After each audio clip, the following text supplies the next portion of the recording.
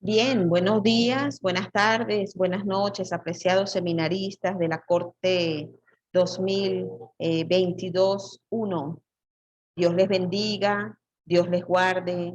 En esta ocasión tocaremos los aspectos más relevantes acerca de los paradigmas de investigación científica. Este es el tema correspondiente a la unidad 2 del curso Metodología de la Investigación, como parte del curso introductorio que proporciona para ustedes el Seminario Evangélico Asociado. Primeramente, vamos a dar respuesta a tres aspectos fundamentales relacionados con la unidad 1, importancia de la investigación. Y es importante pues que hagamos un repaso de esta unidad en relación a tres preguntas básicas que colocamos para ustedes en la guía didáctica de esta unidad 1. Bueno, primero que nada, sobresale como pregunta importante qué es investigar, para luego formularnos la siguiente interrogante: ¿para qué sirve investigar? ¿Y por qué es tan importante investigar? Entonces, ya nosotros sabemos básicamente que cuando hablamos de investigar, pues estamos hablando de un acto connatural al ser humano. El ser humano es curioso por naturaleza. El ser humano, desde que sale del vientre, busca la manera de establecer a través del vínculo materno y del vínculo familiar una relación con el entorno.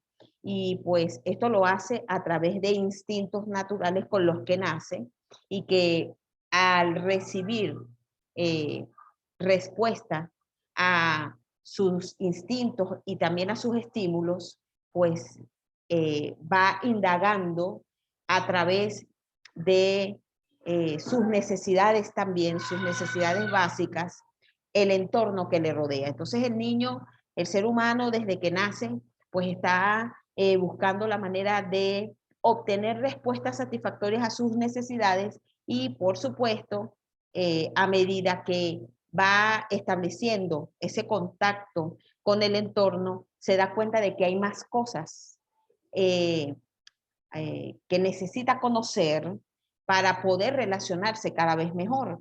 Entonces, la investigación, ¿qué es? Es una actividad connatural al ser humano. El investigar nos indica cuál es nuestra condición neurológica también, al activarse los sentidos y pues establecer contacto físico, contacto con cada uno de nuestros sentidos, con el entorno que nos rodea. Ahora bien, desde el punto de vista científico, investigar pues adquiere una concepción un poco más amplia, ¿verdad? El investigar, ¿qué es? Es un acto que nos proporciona la verdad que nosotros necesitamos, ¿ok? Entonces, es el acto de la búsqueda de la verdad. Cuando nosotros estamos investigando qué es lo que queremos, queremos respuestas verdaderas, porque se supone que esas respuestas verdaderas nos van a dar la satisfacción respecto a la gran cantidad de situaciones con las cuales nos vamos encontrando a lo largo de la vida. ¿Ok? Entonces, el investigar desde el punto de vista ya científico, conceptualizado, se trata de buscar la verdad. Es una actividad que se va a realizar guardando un orden, ¿ok? Ya no es simplemente el hecho de investigar mi entorno sobre la base de la experiencia cotidiana. Nosotros cotidianamente y sin darnos cuenta estamos investigando, pero cuando ya se refiere a la investigación como un acto meramente científico, hay un orden para que esa investigación tenga sentido, hay un orden lógico, hay una secuencia de pasos. Por lo tanto, pues estamos hablando de una investigación sistemática, y esto se logra sobre la base de una metodología. Cuando estamos hablando de pasos, ¿verdad? Que tienen un orden lógico, que viene algo primero y luego viene otra cosa después para llegar a un fin, que en este caso es la verdad, estamos hablando de una metodología. Entonces, esa experiencia que nosotros tenemos en la vida cotidiana respecto a todo lo que nos rodea, cambia o adquiere connotaciones científicas cuando nosotros sobre una situación en particular queremos respuestas. Y para nosotros poder encontrar esas respuestas, investigamos, pero de manera ordenada, a través de una metodología. Entonces, hablamos que la investigación es sistemática, la investigación se basa en la experiencia, por lo tanto, estamos hablando de que la investigación es empírica. La investigación también tiene como propósito el hecho de que se verifiquen los datos, que se verifique la información, no necesariamente para emitir juicios, sino que todos los datos que aporta la investigación que se está realizando a través de una metodología me va a arrojar una información que me va a permitir acercarme cada vez más a esa verdad que yo estoy buscando. Por supuesto, esa verificación, ¿verdad? Me permite reunir evidencias, ¿ok? Y esas evidencias nos van a llevar a la verdad. Ahora bien, la investigación, ¿para qué nos sirve? La investigación, como lo dijimos, nos sirve para llegar a la verdad, pero también la investigación nos sirve para generar conocimiento. Esa generación de conocimiento también se hace a través del desarrollo de nuestras potencialidades, del desarrollo de nuestras capacidades. No hay manera de que un científico pueda llamarse tal si no practica, ¿verdad? La metodología que necesita para llegar a la verdad. Entonces, el investigar nos permite desarrollarnos como investigadores desde el campo científico, nos permite practicar nuestras habilidades, nos permite adquirir destrezas y esto a su vez nos va a permitir generar conocimientos nuevos. Entonces, todo el que investiga busca la verdad para obtener respuestas a problemas de la vida cotidiana, a problemas de orden social, ¿verdad? Pero esto con la finalidad de generar conocimientos nuevos. Y a medida que se van llegando a respuestas en cuanto a problemas de investigación se refieren, pues también se generan nuevas oportunidades para seguir investigando. ¿Por qué entonces es importante investigar? Bueno, porque es necesario conocer la verdad, es necesario conocer el entorno, es necesario buscar soluciones. El ser humano es inteligente, es decir, tiene la capacidad innata dada por Dios para resolver problemas. Por lo tanto, el investigar es algo innato en él. ¿Por qué es importante investigar? Porque es el medio de interacción más fehaciente para interactuar con el entorno, entre otros aspectos que llevan como elemento implícito la investigación. Ahora, cuando nosotros hablamos de la investigación de manera científica, pues nos estamos refiriendo al método científico, ¿ok?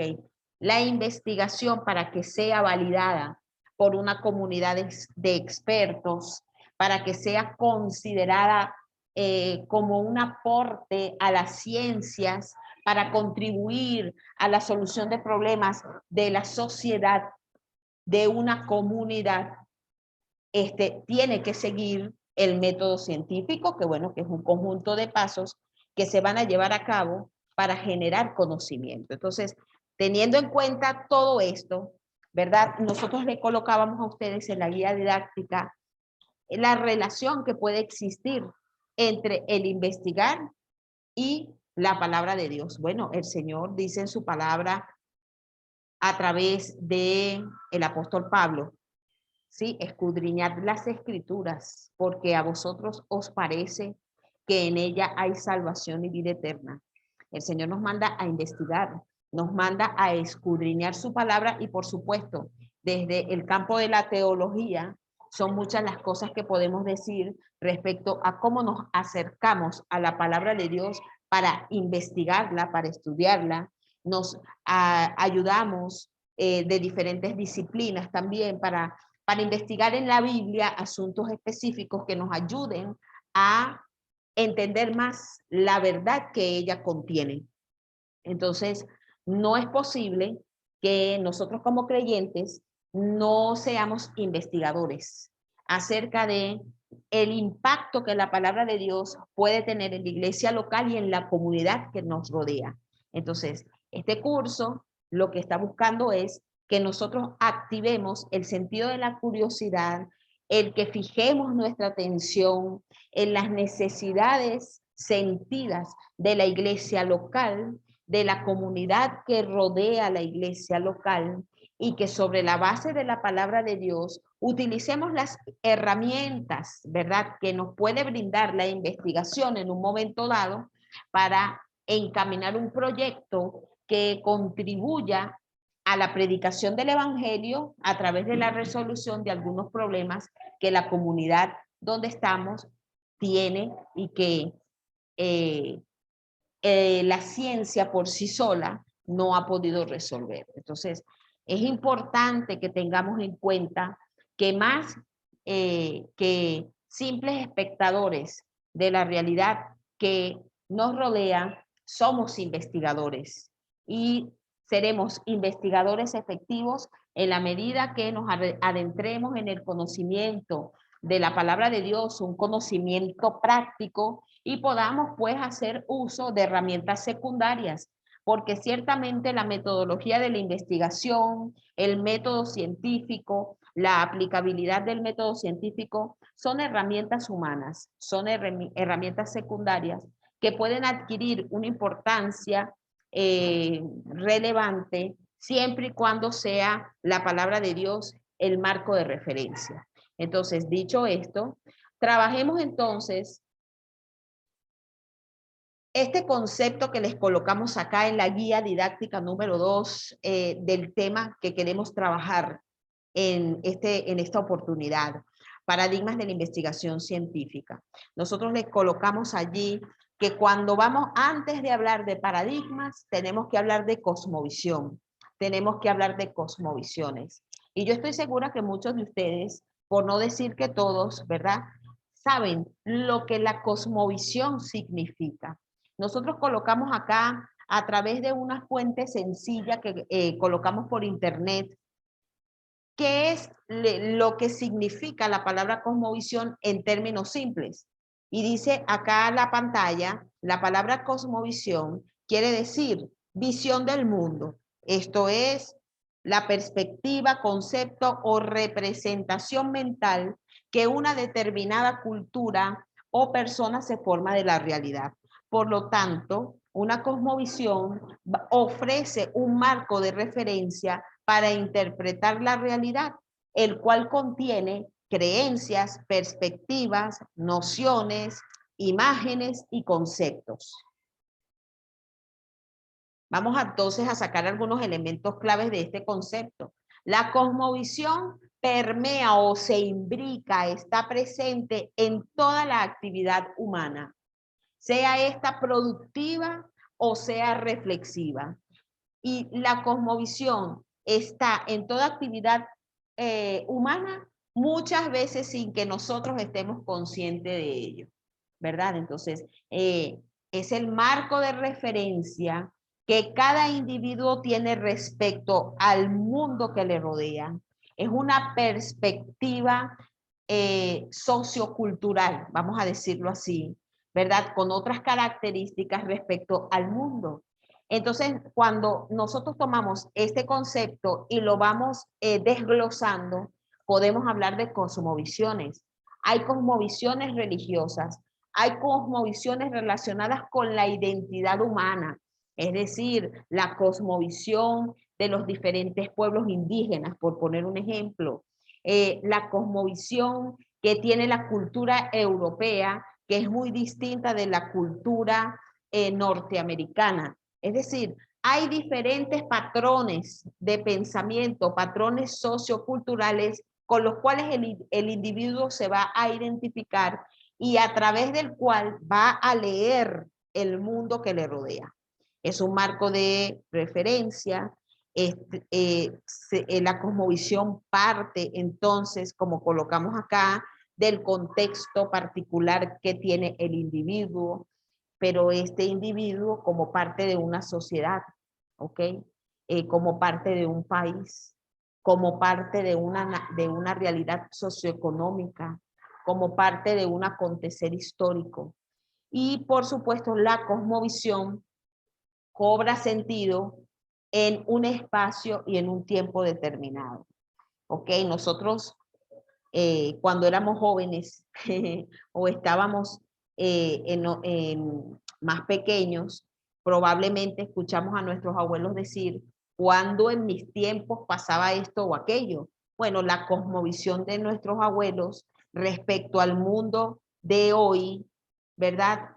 No es la misma que nosotros tenemos. La cosmovisión cambia porque la realidad no es estática. La realidad es cambiante y esto hace que algunos aspectos de la cosmovisión cambien, pero se preservan los elementos identitarios, o sea, lo que nos va a identificar con el lugar donde estamos insertos. Entonces, cuando nosotros hablamos de cosmovisión, necesitamos maneras de poder expresar esa cosmovisión. Y la ciencia está clara de este particular, ¿verdad? Nosotros necesitamos expresar en cuanto a la investigación que hagamos respecto a un problema particular, una manera de pensar. Y entonces la comunidad científica desde el siglo XVIII, siglo XIX, los filósofos, algunos científicos, los cambios que se suscitan en la Edad Media con el Renacimiento, el humanismo, le dan un carácter un poco más amplio a la investigación y por ende a las ciencias. En la Edad Media, cuando hablábamos de ciencias, pues estaba sujeta en gran parte a la cosmovisión que se tenía acerca del mundo y Dios. Y sabemos pues que la religión era determinante al momento de tomar decisiones de todo tipo. Pero cuando se da pie a los movimientos humanistas, al renacimiento de las letras clásicas, al renacimiento de las artes, la ciencia amplía su marco de acción y aunque no necesariamente descarta a Dios de buenas a primeras, pues se da cuenta de que puede desarrollarse aparte de la religión. Entonces, esta forma o esta con nueva concepción que va adquiriendo la ciencia, apartándose de la religión, da pie para que se pueda examinar la realidad a través de patrones de pensamiento. Y cuando hablamos de patrones de pensamiento, ya estamos hablando de paradigmas, ¿ok? Entonces, aquí les ilustramos en cuanto a cosmovisión se refiere, cómo era la cosmovisión durante la edad Media. Había una cosmovisión antigua que se basaba en el geocentrismo y ustedes pueden investigar un poco más acerca de esto, ¿verdad? Se tenía la concepción de que el mundo era el centro del universo y por lo tanto esa cosmovisión es aristotélica, ¿verdad? Todo estaba circunscrito al mundo como centro de todo. Pero esta cosmovisión cambia a partir de, bueno, la llegada de Copérnico, de Galileo, que empiezan a hacer teorías de orden matemático y se atreven a formular el hecho de que la Tierra es un planeta más que está girando alrededor del Sol. Esta concepción se le conoce como cosmovisión moderna y es la que priva actualmente. Nosotros sabemos, a nosotros se nos enseñó en la escuela, se nos reafirmó en el liceo y en la universidad que la Tierra no es el centro del mundo. No, a nosotros se nos dice que somos parte de un sistema solar y que por lo tanto la Tierra forma parte de un cúmulo de planetas que están girando alrededor del Sol. Parece mentira, pero este cambio de cosmovisión también implicó un cambio de pensamiento y de alguna manera fue sentando las bases para que se construyeran modelos de pensamiento diferentes a los emitidos o los enunciados por la filosofía. Entonces, sobre la base de la cosmovisión heliocéntrica, ¿verdad? Se da la posibilidad de pensar que la realidad no es estática y que la realidad es intervenida por diferentes factores. Y para que se puedan comprender los diferentes factores que componen una realidad, necesitamos interpretar la cosmovisión del mundo sobre la base de paradigmas o modelos de pensamiento. Entonces tenemos aquí, ¿verdad? Cosmovisión, y manejamos en la guía didáctica el paradigma como concepto, ¿verdad? El paradigma como modelo de pensamiento, y trabajamos también en esta guía número 2, 3 paradigmas objeto de estudio. Entonces, les hablamos en la guía didáctica de manera general y sencilla, bueno, ¿qué es un paradigma? El paradigma es un patrón. El paradigma como concepto proviene de Grecia. El paradigma como palabra pasó por diferentes momentos o fue evolucionando en el tiempo. El paradigma como palabra cayó en desuso en un momento dado, y en el siglo XX algunos científicos sociales retoman la palabra paradigma para referirse a una forma de pensamiento científico para llegar a comprender y resolver problemas sociales, socioeconómicos, socioculturales. Entonces, cuando estamos hablando de paradigma, pues estamos hablando de diferentes formas de ver la realidad. Y esas diferentes formas de ver la realidad se constituyen en modelos científicos para resolver problemas.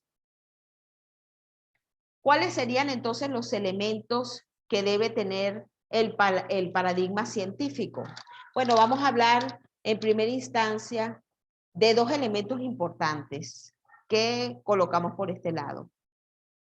El primer elemento que tiene un paradigma científico es el elemento ontológico, ¿verdad? El elemento ontológico, la ontología, ¿de qué se encarga? La ontología se encarga de estudiar el ser. La ontología se encarga de estudiar la existencia. Se encarga de estudiar lo que es en cuanto existe, en cuanto es. Entonces, la ontología formula algunas preguntas para el investigador. ¿Qué es la realidad para el investigador? ¿Cuál es la realidad objeto de investigación? ¿Qué es lo que quiere investigar? ¿Cuál es el objeto o cuál es la situación que llama su atención? Entonces, cuando el investigador empieza a indagar sobre una situación particular, está poniendo en práctica el elemento ontológico, o sea, este problema está ahí, este problema es real, este problema existe, yo quiero saber por qué este problema existe y quiero conseguir las aristas de este problema para buscar una solución. Seguidamente, al activarse este elemento ontológico, inmediatamente se activa lo que está relacionado con el conocer ese objeto de estudio. Estamos hablando del elemento epistemológico, que es aquello que puede ser conocido, ¿verdad? ¿Cuáles son la esencia de ese objeto que me va a generar conocimiento? ¿Y de qué manera a través de la epistemología se puede adquirir el conocimiento de aquello que me presenta la ontología en cuanto a lo que yo quiero estudiar? Entonces, cuando hablamos de ontología, estamos hablando del estudio de lo que existe, aquello que llama mi atención y que yo quiero estudiar. Y epistemología, perdón, es la manera que yo voy a crear para llegar a conocer ese objeto de estudio. Por supuesto, la ontología y la epistemología en conjunto me van a generar o me van a arrojar como resultado un paradigma. Al yo tener aquello que quiero investigar y al buscar el conocimiento que eso que yo quiero investigar me va a brindar, yo necesito saber cuál va a ser el patrón que me va a orientar para llegar a la verdad en cuanto al problema de investigación. Y entonces allí yo estoy hablando de el paradigma, es decir, voy a tener la orientación teórica que me va a su vez a arrojar la metodología que yo voy a utilizar para que ese paradigma se exprese. ¿Ok? Entonces, el paradigma se va a expresar en elementos teóricos, o sea, lo vas a hacer de esta manera, esto es lo que significa, la manera que tú vas a abordar el objeto de estudio es esta, pero para que eso se exprese en hechos, necesito una metodología científica. ¿Ok? Entonces, la metodología científica se va a expresar a partir del paradigma. Entonces, ¿qué es lo que nos dice la metodología? Bueno, la metodología nos va a empezar a preguntar cómo tú quieres abordar la situación, cuál es el método, cuáles son los pasos que vamos a utilizar para adquirir ese conocimiento, lo relacionado con lo epistemológico, cuáles serían las técnicas que vamos a emplear para poder llegar a ese conocimiento. Entonces, cuando hablamos de metodología, pues estamos hablando de la forma de expresión del paradigma y a su vez se van activando otros elementos. El aspecto teleológico. Cuando nosotros nos referimos al aspecto teleológico, ya nos estamos aproximando a los fines que nosotros queremos alcanzar. Está relacionado estrechamente con el propósito final de la investigación. ¿Ok? Es decir, la metodología me va a ayudar a formular, a llegar a ejecutar los objetivos específicos de cara a un objetivo general, y ese objetivo general se va a relacionar con los propósitos o los fines de la investigación. Y por supuesto, mientras que todo esto está en funcionamiento, el investigador tiene que abocarse también a los aspectos axiológicos, es decir, a las cadenas de valores que se van a manifestar en el proceso de investigación para luego, pues, la investigación no quede en papel, sino que la investigación se ponga en práctica para que realmente el problema pueda encaminarse a una solución. Entonces, es importante todo esto, ¿verdad? Nosotros necesitamos profundizar un poco más acerca de lo que la ontología, la epistemología, la metodología, la teleología y la axiología y lo praxeológico significan a la hora de poner en marcha un paradigma científico en cuanto a la investigación. Entonces, hay que tener en cuenta que cuando nosotros queremos abordar una realidad, desde el punto de vista científico, nosotros tenemos que ver cuál es el paradigma que nos va a ayudar a abordar esa realidad. Y, por supuesto, cuáles son los elementos que me van a ayudar a expresar mi investigación, la búsqueda del conocimiento, pero sobre la base de ese paradigma. Es importante recordar a Thomas Kuhn, ¿verdad? Quien, en cuanto a lo que paradigma significa, nos dijo algo muy importante. Thomas Kuhn hace una distinción entre lo que la ciencia, qué es ciencia normal y qué es la ciencia extraordinaria. Bueno, la ciencia normal para Thomas Kuhn es la ciencia en cuanto a su razón de ser, a los métodos, la ciencia normal en este caso, la manera normal en que la ciencia se ejecuta a través de sus métodos, a través de técnicas, a través de la experiencia, el llevar a cabo experimentos sobre la base de un paradigma, siguiendo una metodología, que va a arrojar datos científicos, sin mayores complicaciones. Estos todos soportados sobre un paradigma en específico. Resulta que Kuhn nos dice que hay un momento de la ciencia respecto a temas en particular en que el paradigma que se utiliza no va a responder con la misma eficacia como lo hacía anteriormente. Es decir, de repente el problema X toma otras connotaciones. Se hicieron algunos experimentos sociales o científicos para darle respuesta a un problema en particular. Y en una determinada época, ese problema tuvo solución en tanto al paradigma que regía la investigación.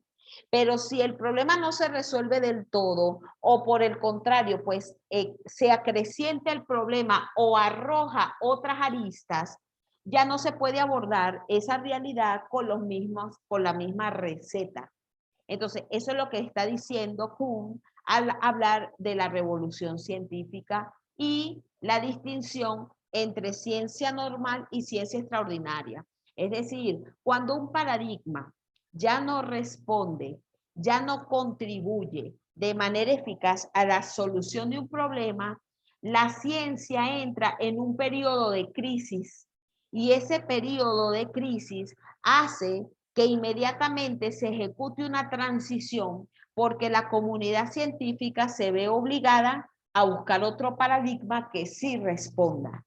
Y esto es importante porque desde el punto de vista del positivismo, todo pareciera indicar que todo se puede resolver con el mismo paradigma, pero a partir de, a partir de el pospositivismo, bueno, que fue una actualización del positivismo, de el subjetivismo, del estructuralismo, pues la comunidad científica se dio cuenta de que no todo se puede resolver a la luz de un mismo paradigma, sino que hay otras maneras de buscarle solución a problemas. No solamente los problemas pueden ser abordados desde el punto de vista netamente científico como ciencias exactas, sino que también hay otras maneras de expresión científica que pueden contribuir de manera más eficaz a la solución de problemas. Y eso es lo que estamos viviendo actualmente. Han emergido del estudio científico diversos paradigmas que nos permiten tener una información más completa de la realidad presente. Ahora más que nunca tenemos información veraz acerca de, por ejemplo, lo que está ocurriendo en el mundo respecto al COVID.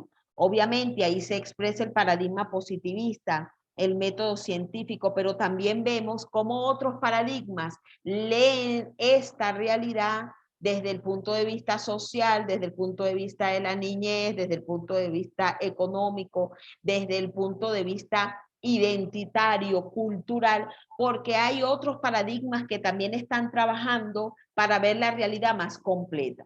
Entonces, ciertamente estamos en un momento de revolución científica en cuanto al cambio de paradigmas que estamos viviendo en este tiempo. Colocamos para ustedes entonces, a manera de estudio, algunas lecturas relacionadas al paradigma positivista, al paradigma interpretativo, al paradigma sociocrítico y al paradigma de la complejidad. El paradigma positivista, ¿verdad?, que emerge en el siglo XVIII, XIX.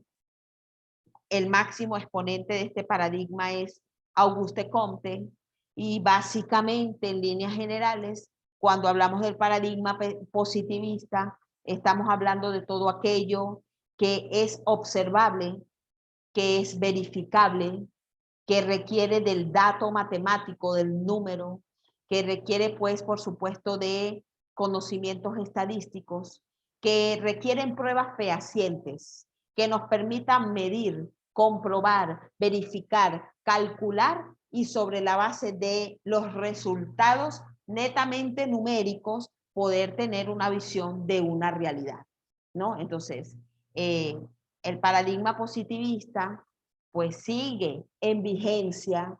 No podemos hablar, como algunos científicos se han atrevido a decir, que el paradigma positivista está en decadencia. Yo veo que no. Más bien yo veo que el paradigma positivista se ha flexibilizado en cuanto a la permisividad que ha dado en relación a otros paradigmas que se están manifestando respecto a realidades objeto de estudio, pero el paradigma positivista nosotros lo seguimos utilizando en la iglesia local, por ejemplo, a la hora de hacer un estudio, como lo hicieran hermanos que pasaron por este curso introductorio y nos comentaban que en su iglesia, en un determinado estado del país, ellos hicieron un abordaje a la niñez para poder meter, vamos a decir así, introducir un proyecto para poder darle comida a los niños todos los días, en este caso una comida,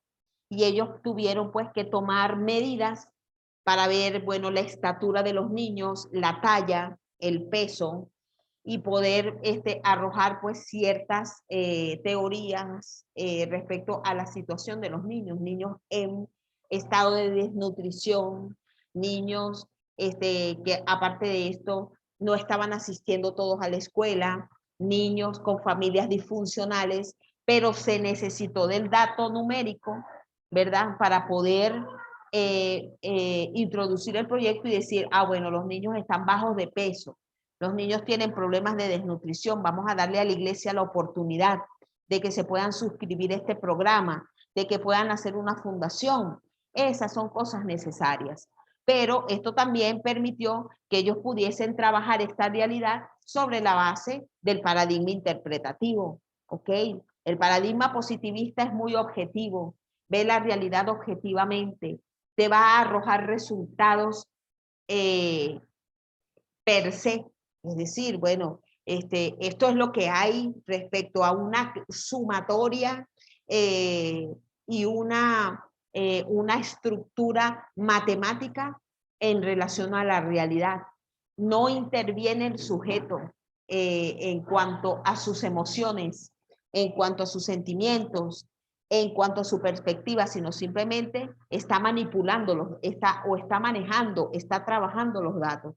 Pero esto no ocurre con el paradigma interpretativo. El paradigma interpretativo que surge en respuesta al al paradigma positivista trata ya de interpretar los hechos, ¿verdad? De manera subjetiva, ¿no? Trata de romper esa dualidad sujeto-objeto propia del paradigma positivista. En el paradigma interpretativo se puede hablar de una realidad cambiante, una realidad que afecta diferentes situaciones del ser humano, una realidad en donde el mismo investigador puede convertirse también en objeto de estudio, donde puede intervenir un poco más respecto a sus apreciaciones personales. Y pues vamos a ver más adelante cuáles son los enfoques de investigación que trabajan teniendo al paradigma positivista como paraguas y al paradigma interpretativo como paraguas, vamos a decirlo así, o como marco de referencia, marco de pensamiento. Pero también tenemos al paradigma sociocrítico. El paradigma sociocrítico también, en respuesta al paradigma positivista, es este paradigma que ha permitido que ciertos grupos sociales expresen cuáles son sus realidades, como por ejemplo el movimiento feminista. Cuando se habla del paradigma sociocrítico, estamos hablando de una manera que, o sea, estamos hablando de una orientación filosófica que se pone en marcha para emancipar grupos oprimidos. El paradigma sociocrítico lo podemos ver la expresión de por ejemplo, a través del movimiento feminista, que ustedes saben muy bien que en esta época da mucho de qué hablar en relación a muchos cambios que se están sucediendo en los patrones de pensamiento y los patrones conductuales que tiene la mujer en algunos países del mundo. Entonces, el paradigma sociocrítico ofrece esas herramientas emancipatorias para estudiar realidades que las mujeres viven en determinadas circunstancias. Esto por asomar un ejemplo. Y por último, bueno, tenemos el paradigma de la complejidad. Desde el punto de vista educativo, cuando hablamos del paradigma de la complejidad, en líneas generales, estamos hablando acerca de el abordar una realidad a través de diferentes áreas de conocimiento. Vamos a tratar de enfocarnos de esa manera. Cuando nosotros hablamos de paradigma de la complejidad, estamos hablando también de multidisciplinariedad, es decir, son muchas disciplinas que van a intervenir en el problema que se quiere estudiar. Este paradigma es muy complejo, inclusive en la forma de ejecutarse el mismo. Y por supuesto, cuando el paradigma de la complejidad se pone en marcha, se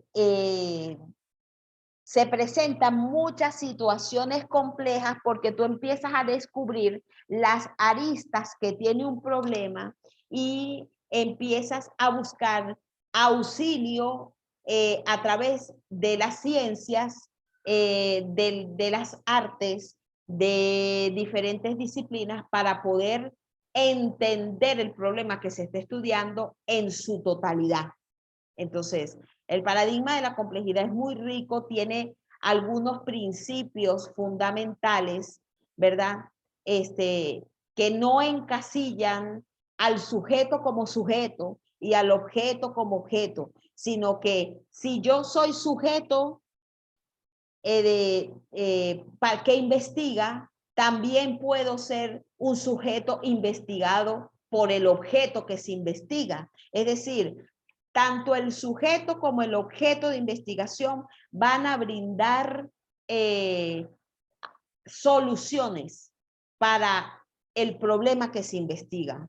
Entonces, no es solamente ver al investigador como aquel que investiga y que no se involucra, sino que él está plenamente involucrado y el objeto va a ofrecer respuestas al sujeto como que si fuera este el que se está investigando. Bueno, Edgar Morin